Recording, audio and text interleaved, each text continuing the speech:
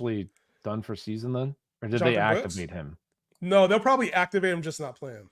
and not Will be play him? my Because guess. he Yeah. has to be activated this week, I'm pretty Yes, sure. this was the last week of his 21. He got 2 full practices in, so it sounds like it's close, but it said he's unlikely to play because I think TJ Hawkinson did the same thing last week where they had to activate him last week, and they And then did, they but did and just yes. didn't play him. Okay. So they'll probably Well, they'll that's good probably that activate him. as long as he gets activated, that's good.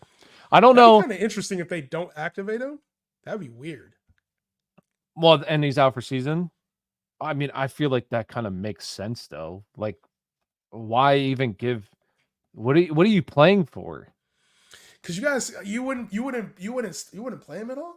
I would play him just to see what you But have in he's him. Like, because you go into yeah, next sure, but year. he's also I guess, but he's a running back, so it's like you're just putting extra mileage on him that's not necessary. Like you're not Yeah, you gonna got to see go what to you the got playoffs though. or anything. So Yeah, then I next, but agree. you got Chuba, and he plays well next year, or he plays well towards the end of this year. I don't know if he's a free agent. That's an easy He question. might be a pending because he's been on that team for a while. He's Yeah, I want probably to say is he a might be a pending. free agent. But Yeah, if he's he's probably a not, you pending got free question agent. marks going into next year now. Like if Yeah, he I just plays think well. that you kind of use both of them, and then as the season progresses, start to give Jonathan Brooks a little bit more. But I don't know. There's no way they bench him or not bench him, but just not Not activate him. There's activate no him. way. No, I think that I mean, God, how many games have they won? One?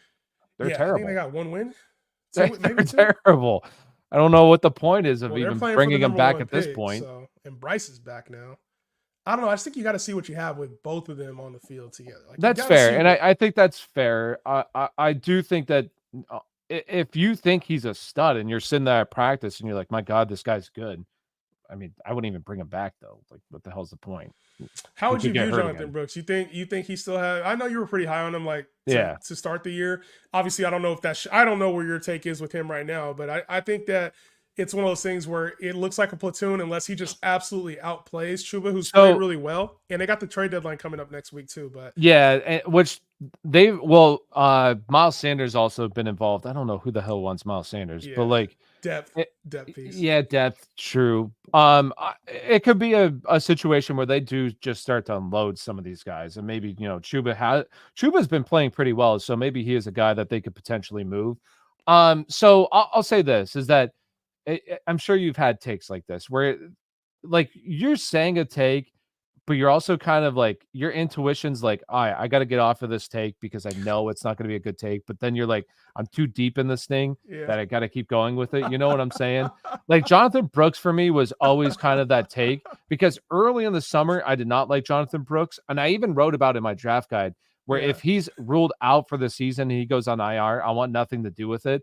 But then I kind of like talked myself into this a little bit. And then I just was like, well, I'm too deep in this. I got to stick with this take now. When really the logical thing was to kind of get out. I don't like Jonathan Brooks right now personally, and I do have him in quite a bit of leagues just because it's a bad football team.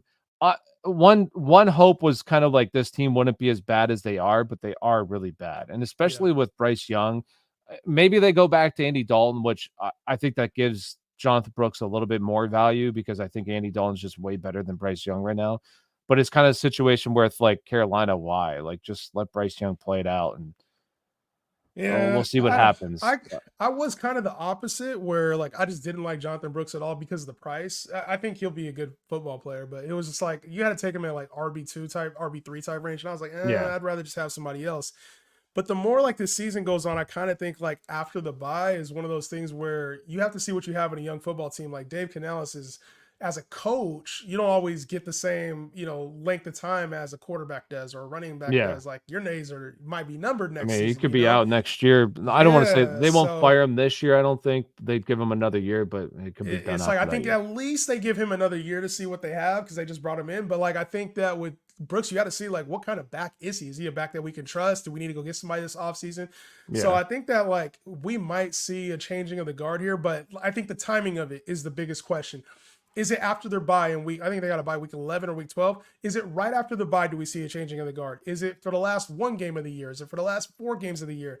I think at some point here we're going to see this probably platoon here, and then it's going to change and it's going to catch Mhm. all of us off guard. I just don't think any of us, me, you, anybody sitting, Dave Canales, none of us knows what week that's going to be. but it might be a week during the fantasy playoffs, and we're talking about this dude as like a high-end RB2 at And that Chuba point. Hubbard is officially he's a free agent next year. Free agent, yeah, they're gonna Yeah. see they're gonna want to see what they have out of Brooks then. Yeah. That was Kyron was my guy. Kyron was my guy where I the longer it was going, I was like, damn, I'm being a little hard on him right now. And I started moving him up a little bit because I was, and I Yeah, think the Blake you Corum always had thing. those. You always had those things, and there's been plenty of takes like Alvin Kamara this year, right? Like to Yeah, me, the intuition was just like he'll be good. I know, like but then like I'm not even my heart. I've always loved Alvin Kamara, but it's just like one you of those started reading things into too. that other shit, that age 29, age Yes, 27 stuff. You started reading too much or into you that. hear a take. Sometimes it's like this random take that you hear that's like, man, that's not a bad take, and then you kind of like, well, that take makes a lot of sense. Maybe I could. I don't want to say use that take or anything like that, but it's like influences your process a little. Makes you think That's why I differently. try to Yeah. just like tune out what other people say and just kind of come up. But sometimes it's really hard to do when you're in this space where Shit, you, I always, you know me, bro. I be on an island by my fucking self with my yeah, takes half the time. yeah, and I try to do the same where I just have my own personal takes. But there's always those people that you respect in the community, and you kind of like I don't want to say listen, but you respect what they say, and they say one thing, and it's like, damn, I never actually thought about that. That's not bad. So, and the one guy was Joel, Joel, Joel and I who? love Oh, Joel. Joel Smith. Yeah, Yeah. he loved Jonathan Brooks, and I was like, damn, maybe I am being a little bit too harsh on Brooks this year. But I still, like you said, I still think as long as he plays, I think he's a good prospect. I think he's a very good prospect, and I think he would have went higher in the draft if he didn't tear his ACL.